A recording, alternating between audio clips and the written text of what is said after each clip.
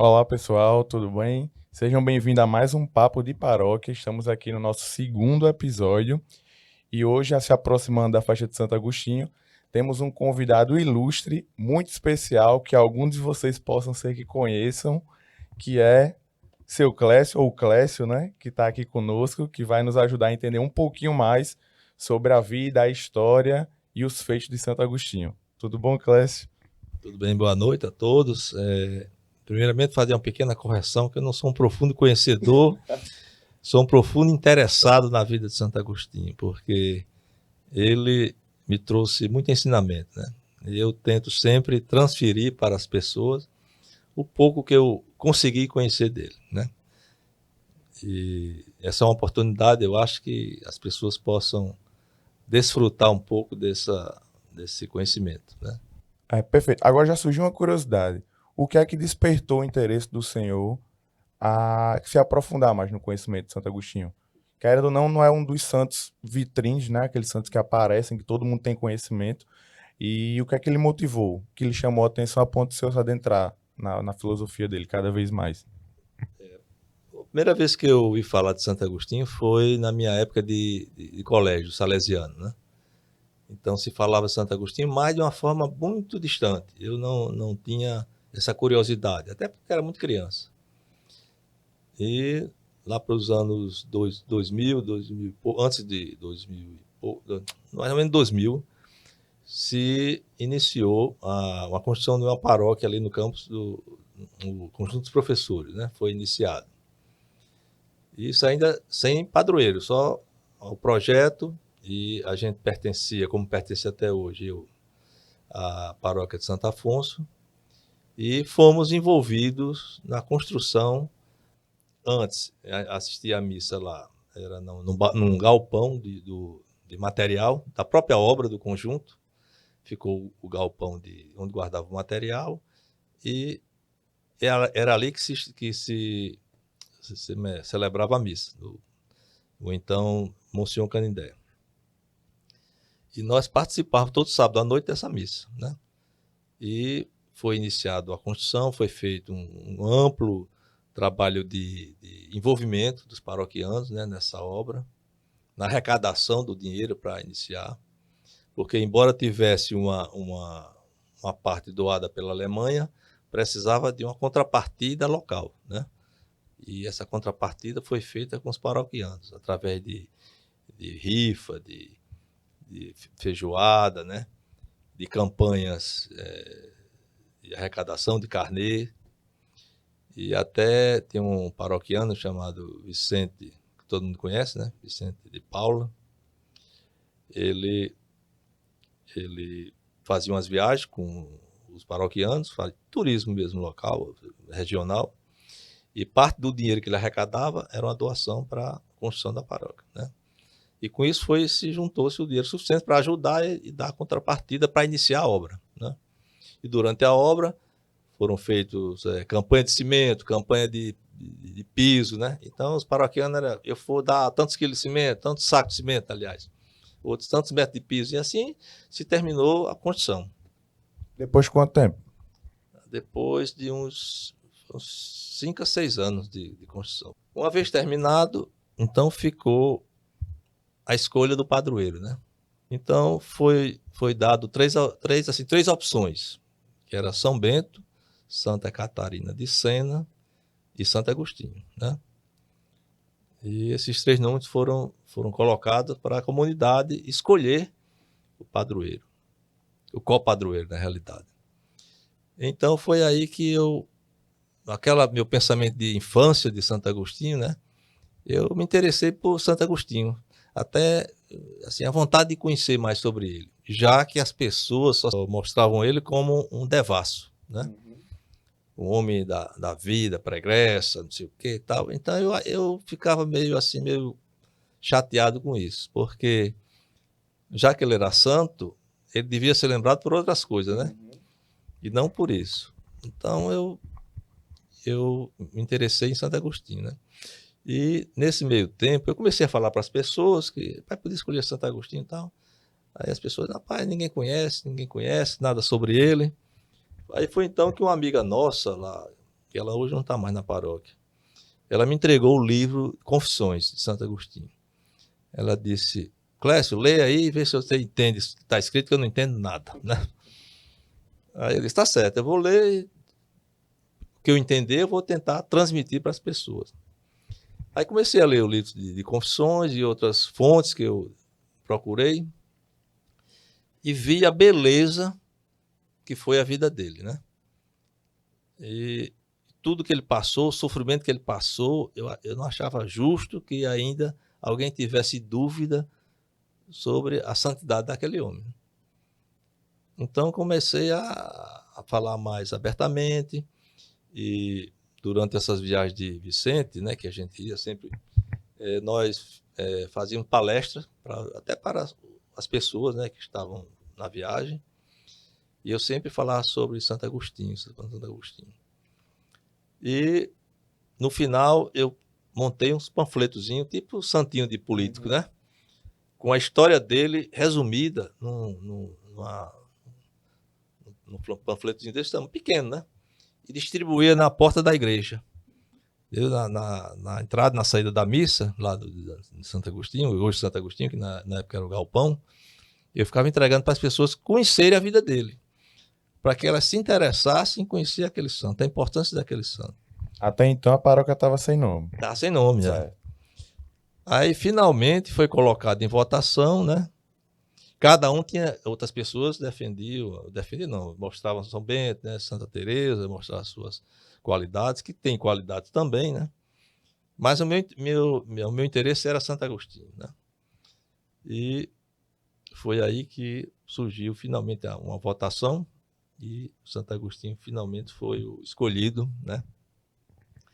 Depois desse tempo todo aí.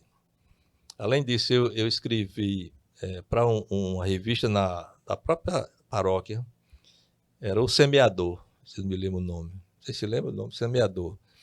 E do Semeador eu escrevi um artigo onde mostrei mais em detalhe a vida dele, né?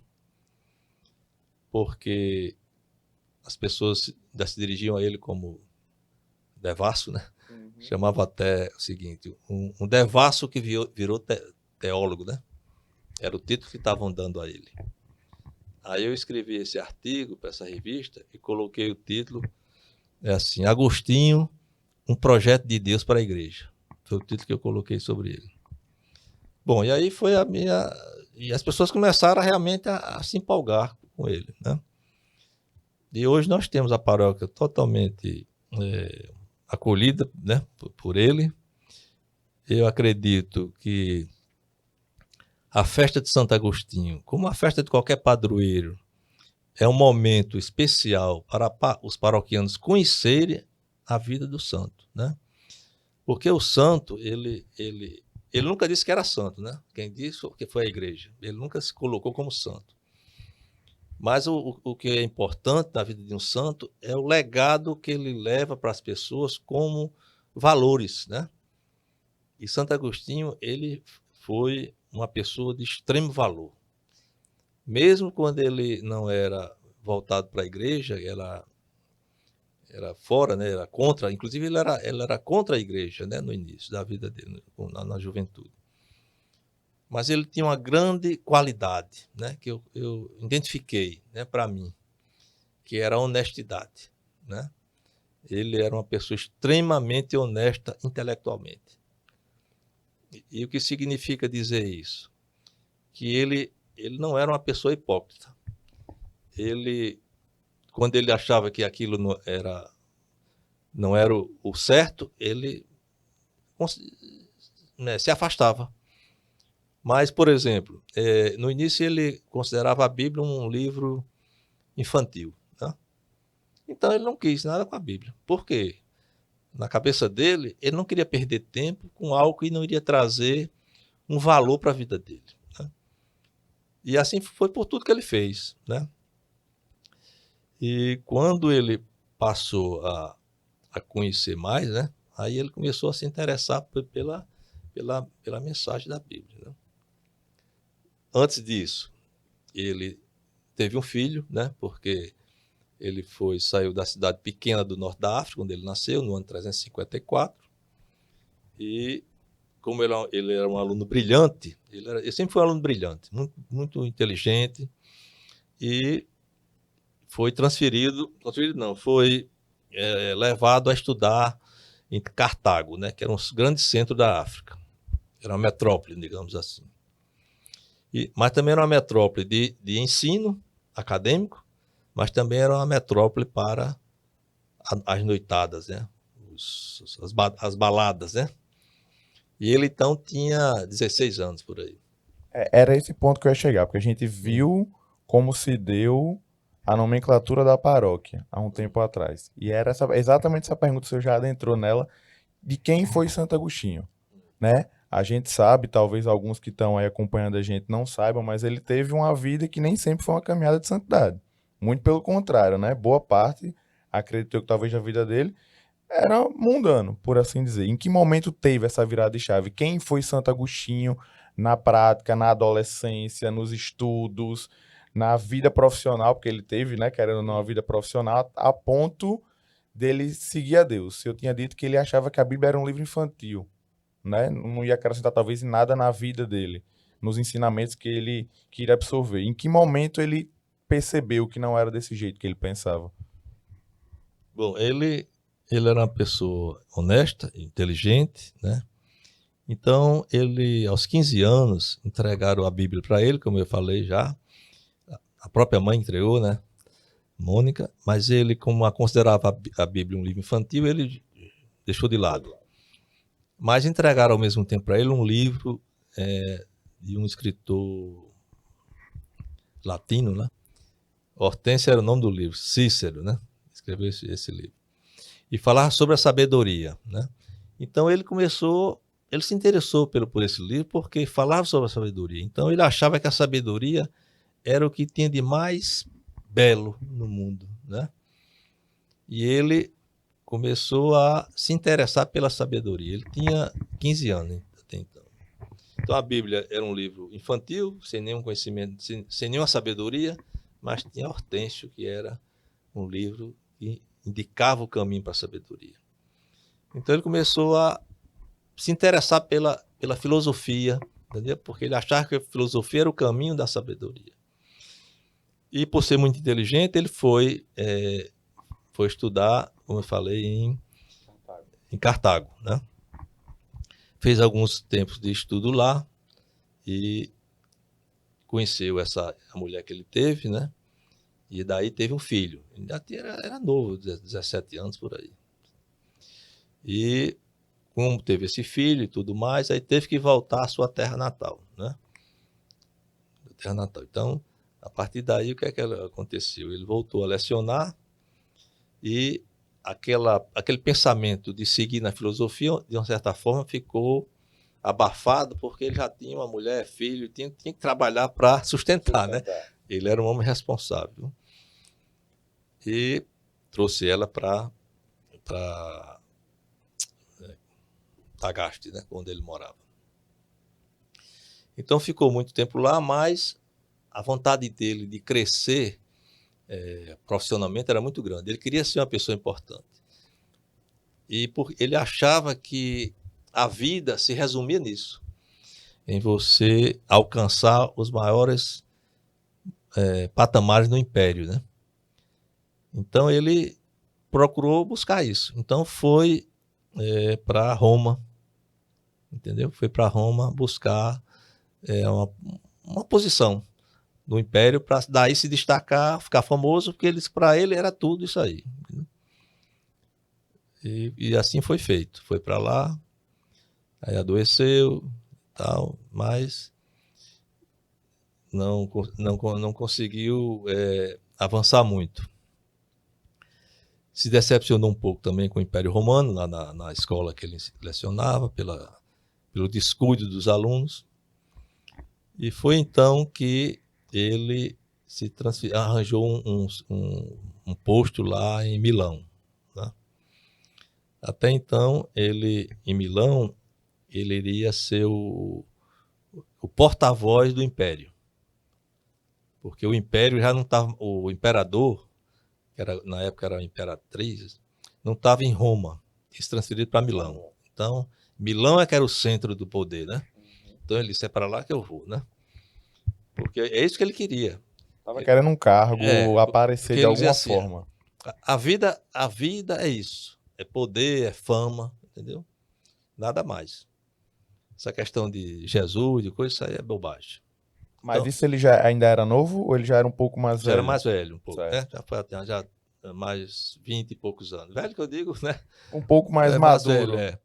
Porque ele já tinha casado, casado não, já tinha arranjado essa mulher, esse filho, né? E quando ele foi para Roma, ele já tinha 21 anos, 22, né? E depois foi entre Roma e Milão, passaram alguns anos só.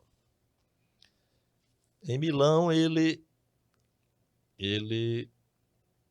ficou em Milão, né? Como o porta-voz do Império, né? Defendendo, era tipo um advogado que defendia as causas, né?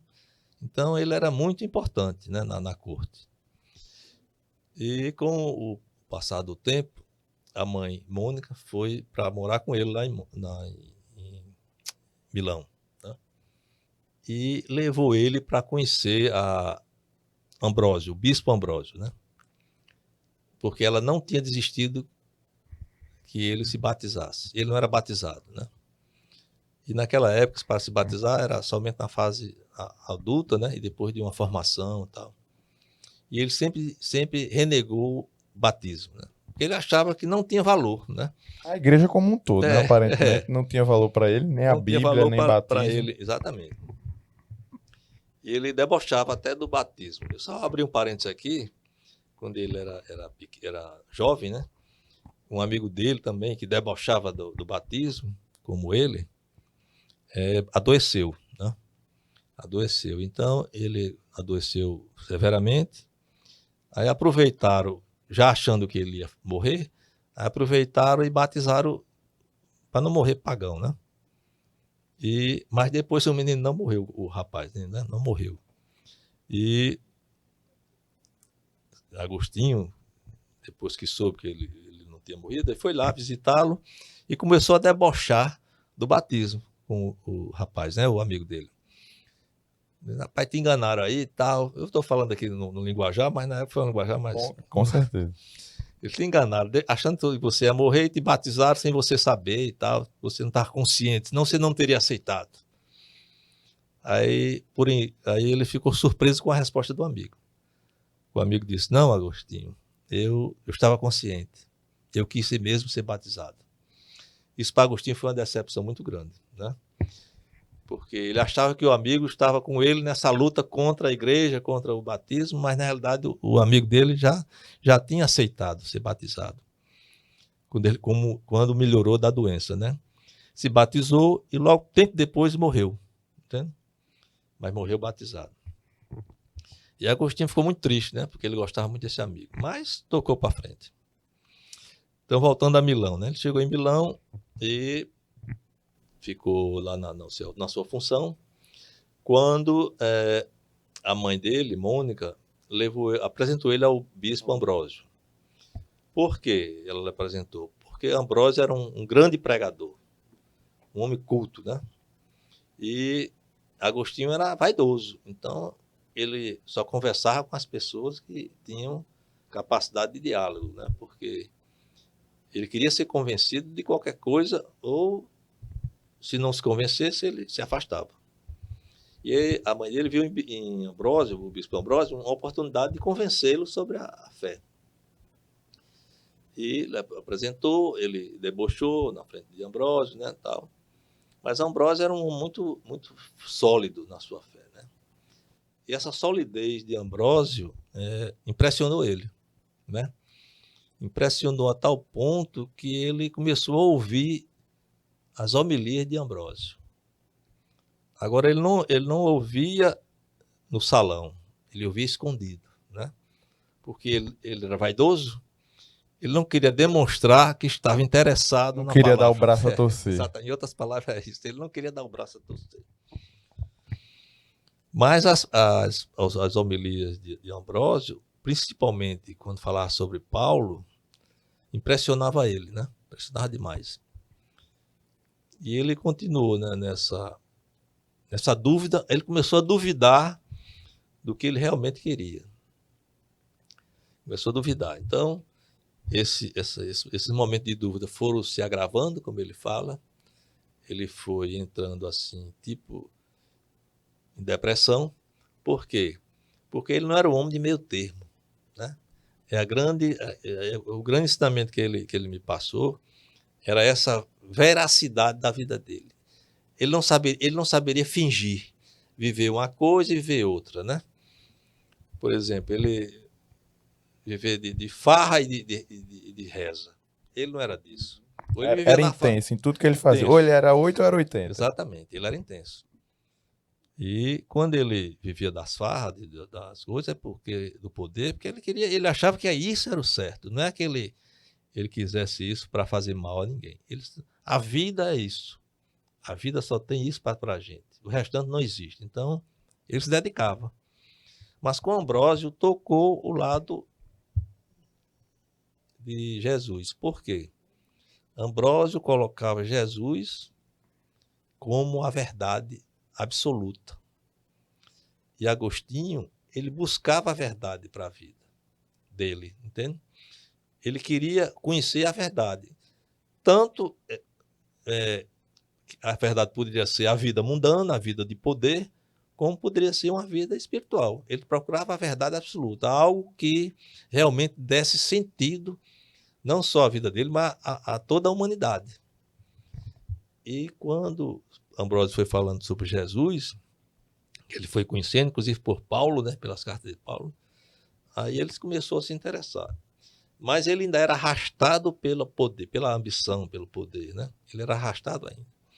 Então ele ficava dividido entre acreditar, entre aceitar Jesus e o poder. E como ele era um homem, como você falou, né, se doava totalmente àquilo que ele acreditava, ele não soube ficar nessa dualidade. E aí ele começou a sofrer, porque ele queria passar a conhecer Jesus, mas não queria deixar aquela vida mundana, né? De poder, de glória. Porque até então ainda era a crença dele. Talvez um pouco mais fraca do que antes, mas ainda era o que ele Ele tinha acreditava. quebrado aquela estrutura, mas não tinha eliminado. E tinha um amigo dele, Alípio, né? Que era muito amigo, e Alípio sempre acompanhava ele nesses momentos. E ele vivia realmente extrema decepção. Então, um dia, ele conversando com Alípio na casa lá em Milão, ele falando da necessidade que ele tinha para decidir o que fazer da vida, e não conseguia a resposta.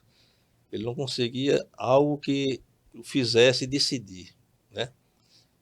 E essa angústia que ele sentia estava levando ele à loucura, né? Então, num desses momentos, ele, na casa dele, ele estava conversando com o Alípio na sala, e saiu assim para o quintal e caiu no chão, né? E estava assim angustiado no chão, deitado. Aí ele ouviu uma voz de uma criança, né? Essa criança cantava uma música, era Toma e Lê, né? Repetia isso, toma e lê, toma e lê, toma e lê. E ele procurou quem é que estava cantando e não conseguiu enxergar de onde vinha aquela canção, né? aquela voz. Mas ele teve assim um ímpeto de clareza e disse: eu vou pegar a Bíblia e vou abrir em qualquer parte aí para ver se é isso para ler, né? E assim fez. Entrou, pegou a Bíblia e abriu numa página qualquer. E abriu exatamente em Romanos 13, Carta de São Paulo em Romanos, onde ele fala que nós devemos nos revestir da retidão. Devemos abandonar as embriaguez, os vícios, né? Aí ele disse: isso aqui é para mim, né? E ele não era, nem era 8, ou era 8 ou 80, né? Como eu falei. Sim. Ele disse: a partir de hoje, morre uma pessoa e nasce outra. Então foi aí que, nesse momento, foi o momento que ele diz, né, no seu livro, que tomou a decisão. Ainda uma decisão, assim, sem muito conteúdo, né? Mas uma decisão. disse, a partir de hoje eu vou abandonar a minha vida passada e vou entrar nessa, né? E porque ele já tinha feito isso outras vezes, né? Tinha entrado em outras seitas religiosas, né? Em seitas religiosas, os maniqueus e tal. Mas ele começava a indagar os princípios daquela seita, né? E via que era sem base, entende?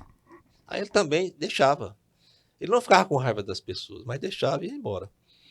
Aí ele disse, eu vou conhecer esse Jesus. Eu vou conhecer essa verdade que está em Jesus. Foi isso que ele pensou. A partir daí, ele começou a se aprofundar, né?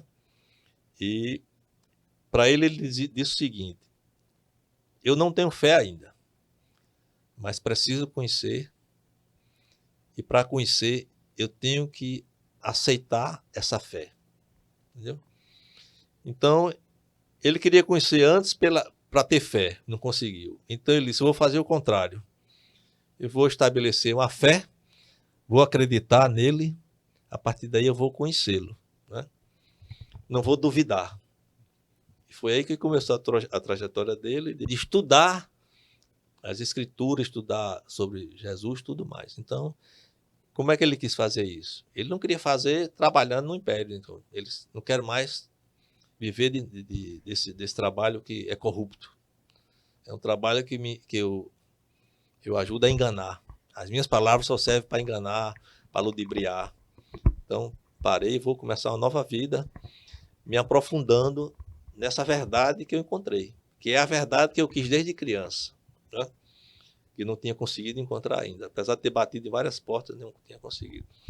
Então, começar com Jesus. Então, ele se mudou para a África, ele estava em Milão, né?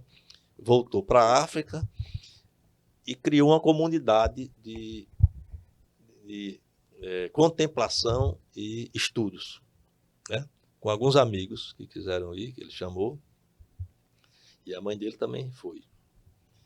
Então, nessa comunidade, ele começou a se aprofundar nas palavras, nos estudos, né? Nos livros, e foi aí que ele foi crescendo espiritualmente.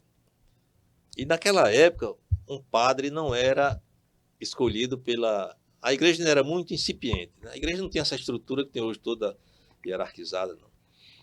A estrutura era incipiente. E a escolha dos padres, principalmente na África, né, que era a África onde estava a igreja era mais forte, né? Não era em Roma, era na África. O padre era escolhido pela comunidade. É como se aqui na paróquia tivesse alguém conhecido assim, que tivesse uma espiritualidade maior, os próprios paroquianos, você vai ser padre, entendeu? E foi assim que fizeram com ele. Então ele foi intimado a ser padre. Ele não quis, de imediato ele não queria, mas a insistência foi tão grande que ele aceitou, né? Aceitou. Assim, ele chorou muito no momento que aceitou, né? Porque talvez nesse momento ele tenha realmente se encontrado com o que ele queria, né? E passou a trabalhar nas comunidades, né? Como padre e se aprofundando, né? Nos seus estudos. Depois de alguns anos, o bispo da região precisava de um padre auxiliar e um padre que conhecesse latim. E o grego, não precisava do padre que soubesse grego, só latim. E era difícil ter um padre que soubesse latim naquela época, na região. Agostinho tinha profundidade em latim, exatamente. Então ele foi escolhido para auxiliar o bispo Valério, né? Na região lá de Hipona. Nos anos seguintes, o bispo morre, o bispo Valério, então ele assume o bispado, né? De Hipona.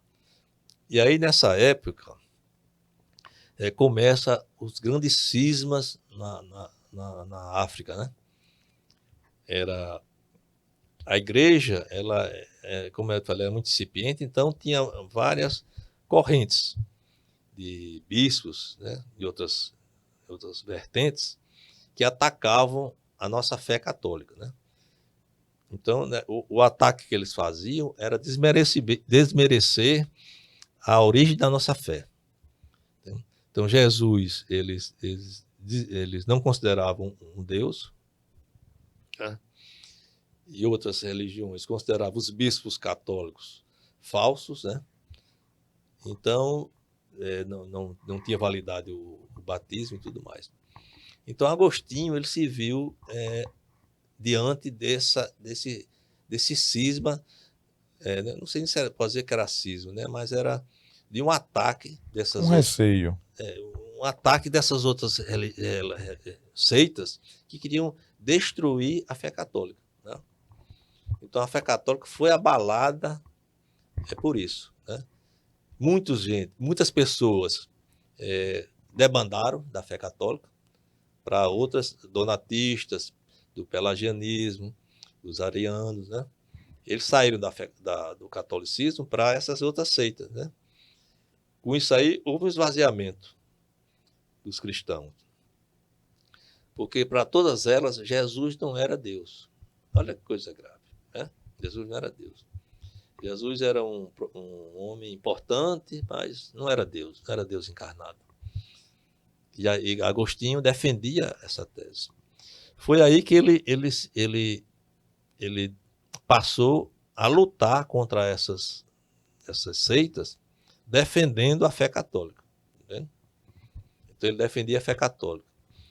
Até um certo dia lá que o imperador mandou escolher entre qual das vertentes iria ser a religião do império, a oficial do império, né? E houve um grande debate público, né, entre Agostinho e os donatistas, né, que foram os mais fortes. E Agostinho venceu o debate, mostrando, provando o nosso Deus como Deus verdadeiro. Entende? Foi aí que a religião católica começou a ser, digamos assim, oficializada pelo Império como oficial do Império, né? E aí seguiu. Mas isso aí foi muito difícil, porque essas vertentes aí, haviam guerras, brigas, né? Não era só na conversa não, entendeu? A vida dele foi ameaçada, tentaram matá-lo, entendeu? Porque queriam destruir, por quê? Porque ligado ao Império ia ter poder, né? Ter fama. E Agostinho pregava exatamente o contrário. Ele não queria uma união com o Império. Porque a igreja, ele dizia para ele, a igreja e o Império não podem andar no mesmo barco, né? Porque uma vai subjugar a outra. E geralmente o Império vai interferir na nossa fé. E assim seguiu, né? Então, ao longo dessa vida dele, ele foi escrevendo, né? Eu estava lendo até um livro que essa vontade de escrever dele foi... Ele escrevia muito assim, o diálogo com ele próprio ou diálogo com os seus discípulos, né? Os discípulos que acompanharam ele naquelas comunidades de contemplação. Então, num diálogo dele com a razão diz a ele, por que é que você não escreve tudo o que você sabe? Porque na sua memória vai se perder esse conhecimento. Então, passe a escrever, né? Ele pensando com ele mesmo sobre isso. Então, ele passou a escrever tudo, né? Então, gerou lá, sei lá, 200 e tantos livros e textos e tudo mais, né? E esses livros estão até hoje aí, né, fazendo toda servindo de pesquisa nas maiores universidades do mundo, né? Então, nas grandes universidades, todos eles, até hoje, né, até o tempo atual, têm teses de doutorado sobre os pensamentos agostinianos. Então, eu vejo assim, então, como eu me coloco de interessado em Santo Agostinho, é porque eu não tenho essa capacidade de ir tão fundo como estão indo nas universidades, né? Porque a capacidade dele de identificar, de esclarecer, de aprofundar, é imensa, né? Para você ter uma ideia, a Trindade Santa, ele foi quem montou a base teológica. Ele escreveu a base teológica da Santíssima Trindade, demonstrando 3 em 1, né? Então, Não é para qualquer um, né? Agora, Clécio, o que é interessante é que, diferente talvez de outros santos, que aconteceu muitas vezes um milagre, alguma coisa tipo para eles terem um start, não, Santo Agostinho foi a curiosidade dele. Então, sempre aparentemente, desde criança, um rapaz muito estudioso, É. que querendo ou não, esse fato dele ser uma pessoa estudiosa despertava algumas curiosidades, ele não. Não é assim porque não faz bem para mim, não é tão interessante. Opa, escutou um bispo falando totalmente aleatoriamente, por assim dizer, achou interessante e foi se aprofundar mais.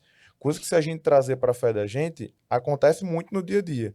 Porque cada vez mais a gente tende a se fechar porque não quer conhecer, porque tem preguiça, porque está cansado. É. Então, olha o que poderia ter acontecido se Santo Agostinho ele não fosse uma pessoa curiosa, sabe? Então, tem esse pensamento e, querendo ou não, a gente pode levar isso como um, uma filosofia, talvez, de vida, de tentar procurar cada vez mais conhecer a nossa fé, principalmente. Porque são vivências, são estudos, são leituras, são muitas missas que vai tocando a gente de maneira diferente para a gente começar a raciocinar, talvez, e ter uma percepção diferente, sabe? Dois pontos assim que eu acho importante, como é que chama? Dele é essa questão da verdade e do amor, que ele foi santo da verdade, santo do amor, né? Então, o que é que nós temos hoje? Nós estamos convivendo na nossa paróquia, né? Nós servimos na nossa paróquia, que eu acho que é um dos santos assim que eu vi com mais, digamos, importância, porque ele, através dele, outros se tornaram santos. Isso é uma coisa, eu considero os milagres de Santo Agostinho, né? Santa Teresa d'Ávila, São Pedro de Alcântara, Santa Teresinha, Edith Stein. Então, ele criou uma legião de santos. Tem milagre maior do que esse? Não tem, né? E nós temos essa oportunidade, estamos na nossa paróquia, este é um mês de agosto, né?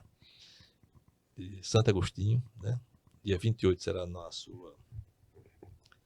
a sua festa, o seu dia, né? A celebração do seu dia. E nós temos essa oportunidade de celebrar um santo fabuloso. Não maior do que os outros, mas especial, né? Especial porque ele nos traz a questão do amor e da verdade com muita profundidade mesmo. E como o senhor falou, a gente vai começar na nossa festa, agora na segunda-feira, se eu não estou enganado, e vamos refletir um livro de Santo Agostinho, que seria A Vida Feliz. Que livro é esse? O que ele trata? O que ele nos ensina? Eu não consegui ainda ler todo esse livro, né? Porque eu dei uma parte dele, mas ele ensina o caminho para que nós tenhamos uma vida plena, né? Esse é o intuito desse livro. Esse livro é baseado em um debate. E como eu falei, os livros que ele escrevia era Quase que ele com ele mesmo. nesse caso não, ele com os discípulos, né? Os 3 ou 4 discípulos, e Mônica também participava desse debate. E ele vai colocando para os discípulos para que eles se convençam sobre os princípios para se ter uma vida feliz, né? Então, eu não cheguei a completar ainda, mas estou lendo já. Mas ele coloca exatamente isso aí. A necessidade do nosso corpo, né? Em resumos bem simples assim. A necessidade do nosso corpo de se alimentar e a necessidade da nossa alma de se alimentar. Então, uma vida feliz é aquilo que você tem pleno, sem medo de perder, né? Quando você tem algo que você tem medo de perder, você não é uma pessoa feliz. Você vive angustiada com medo da perda. Então, o que ele manda, o que ele prova lá nos seus diálogos, né, com os discípulos, era que devemos buscar algo que seja perene, né? Perene. Certamente ele se refere está se referindo a Jesus, né? A nossa fé e tudo mais. Porque se a gente não alimentar a nossa alma, que ela precisa de alimento, tanto quanto o nosso corpo. O corpo se alimenta de comida, Quanto melhor a comida, mais o corpo ficará saudável. E a alma se alimenta de virtudes. Uma alma que não consome, como é que chama? Não desenvolve as suas virtudes, né? Não se alimenta de virtudes, ela fica pobre. Então ela termina virando infeliz, entende? Porque ela não se fortalece, ela não sedimenta as suas raízes, não tem suporte. Em suma, é o caminho da felicidade, é você buscar em Deus, para a sua vida, a base de apoio, a sua referência, de uma forma plena, né? Para que você cesse de ter medo de perder algo. Porque se a pessoa não tiver medo de perder nada, ela se sente uma pessoa feliz, né? O que eu tenho, que eu estou feliz aqui, eu não vou perder nunca isso. Então, você vive plenamente. Então, é por aí essa questão, né, da gente. Logicamente, tem vários capítulos, né, cada um ele aborda um ponto, né? Mas é mais ou menos o que eu li um trecho, ele vai, nos diálogos, ele vai discutindo sobre isso. Então, vai colocando perguntas para os seus discípulos, os discípulos concordam ou discordam, e ele vai provando, através de questionamento, o que é que eles podem ter como verdade. Lembre bem, o princípio dele é verdade, né? Então, ele tem que chegar na verdade, coisa que seja irrefutável, né? E toda a verdade que ele encontra está sedimentada em Jesus, né? No ensinamento em Deus, em Jesus. E tem também um ponto interessante que temos, eu acho que em alguns anos, um Papa agostiniano, não é isso? Papa Leão vem com essa filosofia de Santo Agostinho, talvez como, não tão como o senhor, porque talvez ele tenha se aprofundado um pouco mais, mas um curioso da vida de Santo Agostinho, não é isso? O Papa, ele realmente, eu acho que ele veio no momento certo. Foi esse o meu sentimento quando foi anunciado o Papa. Quando o Papa Francisco faleceu, né, e teve seu pontificado com toda o seu carisma e tudo, cumpriu sua missão, bem cumprida, né, bem feita, mas quando veio o Papa seguinte, eu fiquei pensando, rapaz, eu gostaria que viesse um Papa. Eu disse assim, eu gostaria que viesse Santo Agostinho. Eu desejei isso, assim. Eu queria que viesse um Santo Agostinho. Ele aqui, para ele colocar alguns pontos nos is aí que eu estou achando que... Tá meio solto. Isso é uma questão pessoal, né? Eu digo assim, precisa dar uns apertos aqui, outra acolá, dar mostrar assim... Botar nos trilhos, botar nos talvez. trilhos, algumas coisas, né? E com muita alegria eu soube quando o próprio Papa disse na sacada lá onde ele é, né? Onde ele é escolhido, dizendo que era um filho agostiniano, filho de Agostinho, né? Então, eu disse, minhas preces foram ouvidas. E eu fiquei muito alegre e realmente as colocações dele são muito bem feitas, né? Uma serenidade, os valores, né? E cada Papa tem a sua Isso, função. era esse ponto que eu ia falar ao senhor.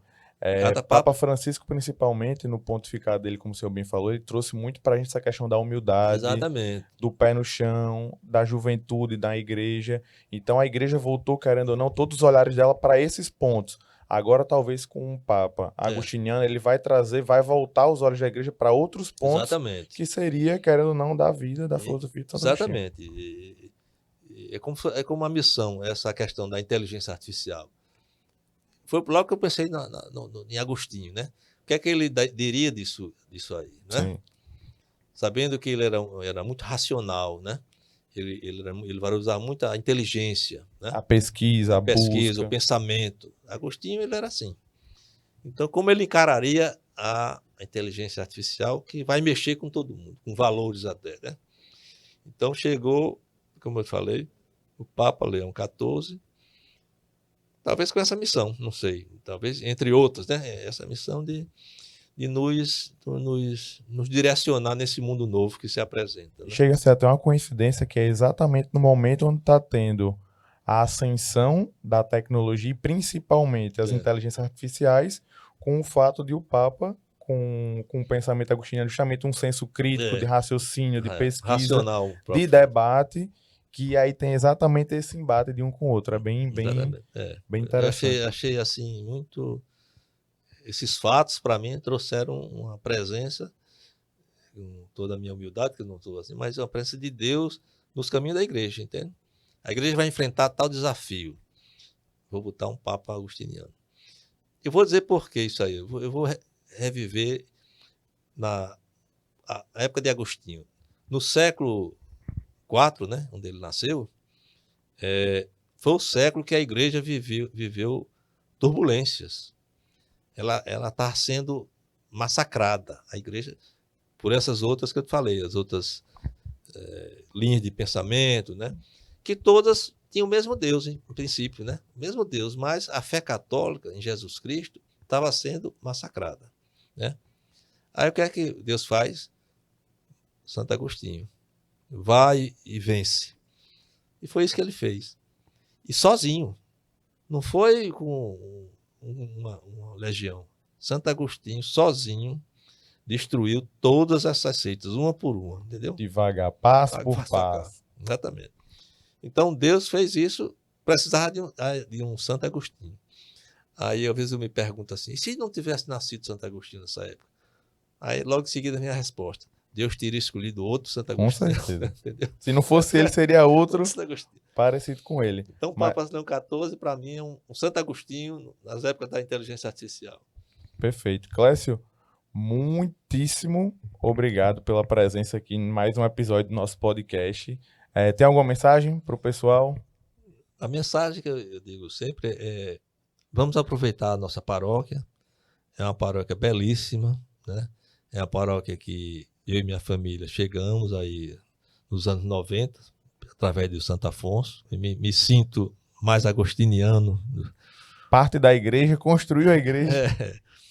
E é um santo belíssimo, de muito conhecimento, muito nos ajuda a crescer espiritualmente, né? E vamos aproveitar a festa, vamos nos confraternizar, mas não vamos esquecer de aprender sobre ele. É um grande professor. Muito obrigado.